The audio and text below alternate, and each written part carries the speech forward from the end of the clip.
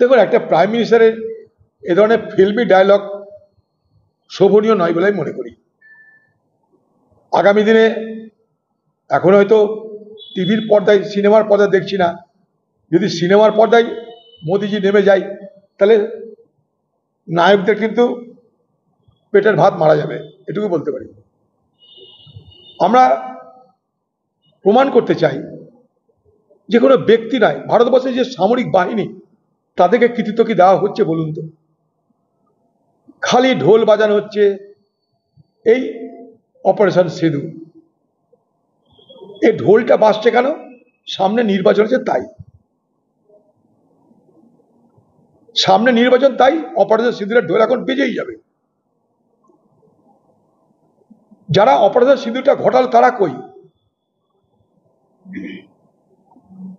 প্রথম তারা সেই মিছিলে কই? তারা সেই রোড শোয়ে তারা কই? ভারতবর্ষের জেনারেল থাকার কথা।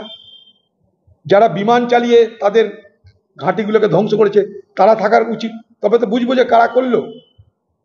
আপনি একদিকে বলছেন আমি সব সামরিক বাহিনীকে দায়িত্ব দিয়ে দিয়েছি, তারা করেছে, আবার আরেকদিকে বলছেন আমি মেরে ঠান্ডা করে দিয়েছি। কোনটা বিশ্বাস করবো আমরা? যদি সামরিক বাহিনীকে দায়িত্ব দিয়ে থাকেন তাহলে সামরিক বাহিনীর লোকরা তারা রোড শোয়ে নেই কেন? আমার একটা প্রশ্ন।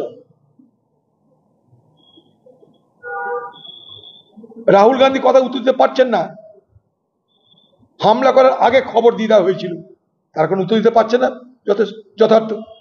এখন বলছেন আধ ঘন্টা পর, আগে কেন বলেনি আধ ঘন্টা পর? আপনারা সংশয় তৈরি করছেন, আপনারা প্রশ্ন তৈরি করছেন। আপনাদের বিদেশ মন্ত্রীর বক্তব্যে ইনকনসিস্টেন্সি,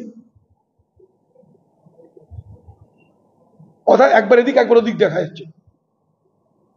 স্বাভাবিক প্রশ্ন তো উঠছে যে হয়েছেটা কি আসলে।